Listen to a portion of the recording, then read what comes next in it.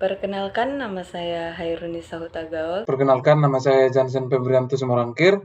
Perkenalkan, nama saya Fatimah Zahra Al-Banjari. Perkenalkan, nama saya Ridho Halim Aziz. Di sini kami akan membahas mengenai sejarah, asal-usul bahasa Indonesia dan kedudukan bahasa Indonesia.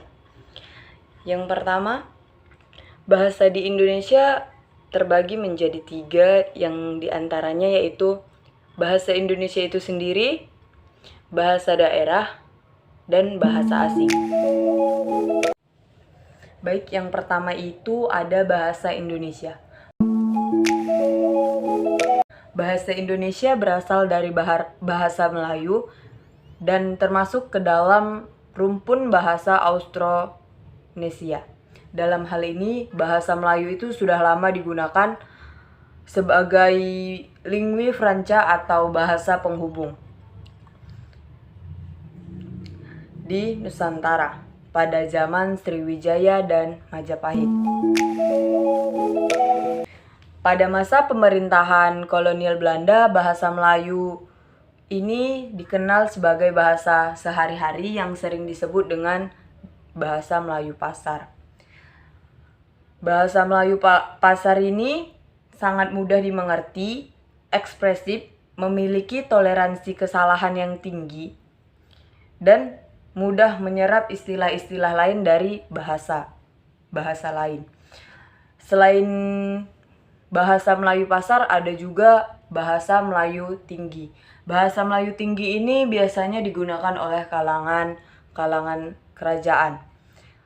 Dikarenakan bahasa ini memiliki arti yang pengucapan kata yang lebih lembut serta banyak terdapat sindiran-sindiran.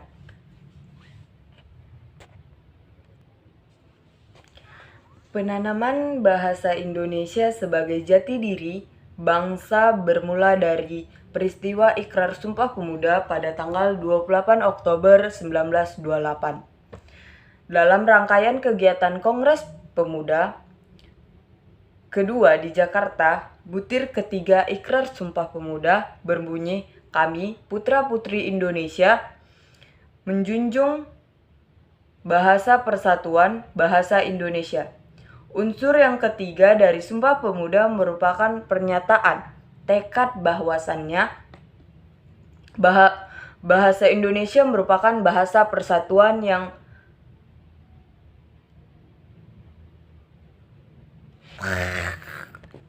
penanaman bahasa Indonesia sebagai jati diri bangsa bermula dari peristiwa Ikrar Sumpah Pemuda pada tanggal 28 Oktober 1928.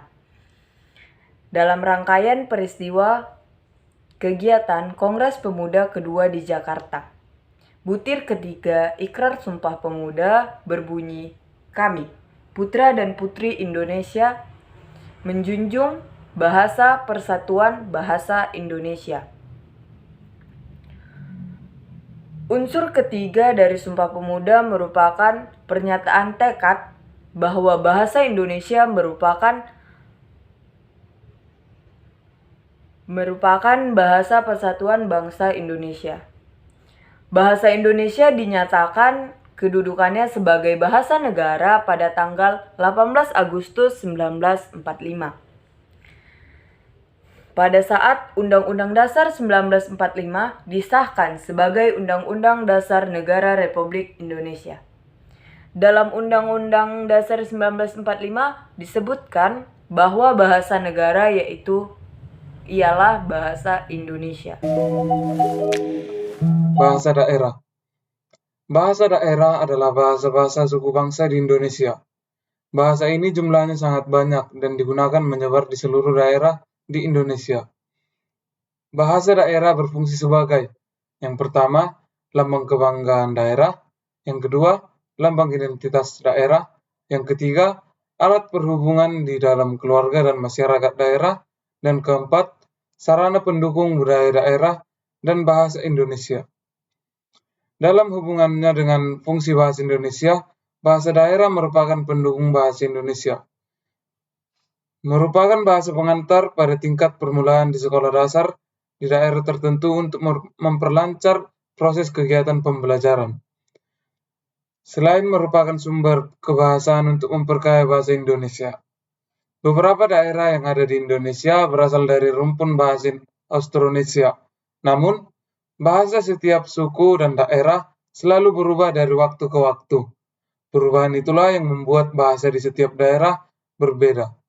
Perubahan yang terjadi dalam sebuah bahasa disebutkan oleh beberapa hal, misalnya migrasi dan pertemuan dengan bangsa lain yang menggunakan bahasa yang berbeda.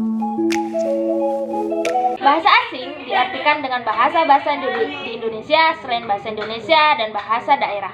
Bahasa asing mempunyai fungsi sebagai alat perhubungan antara bangsa dan sarana pemanfaatan ilmu pengetahuan dan juga teknologi modern untuk pembangunan nasional. Sehubungan dengan fungsinya sebagai akses untuk memanfaatkan ilmu pengetahuan dan teknologi modern, bahasa asing sesungguhnya hanya melengkapi fungsi bahasa Indonesia yang juga dikembangkan agar menjadi sarana serupa. Kedudukan bahasa Indonesia.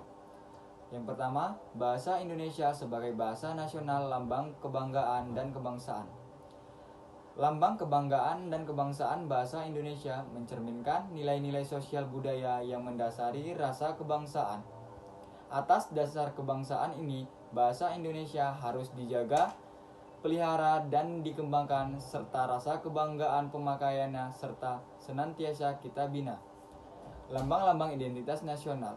Bahasa Indonesia fungsinya sebagai identitas nasional yang mengarah pada penghargaan terhadap bahasa Indonesia selain bendera dan lambang negara. Alat perhubungan antar warga negara, antar daerah, dan antar budaya. Bahasa Indonesia memiliki peranan yang vital di masyarakat umum dan nasional. Berkat adanya bahasa Indonesia, masyarakat dapat berhubungan satu dengan yang lain sedemikian rupa sehingga kesalahpahaman sebagai akibat perbedaan latar belakang sosial budaya dan bahasa tidak perlu dikhawatirkan. Alat pemersatu suku bangsa dan budaya.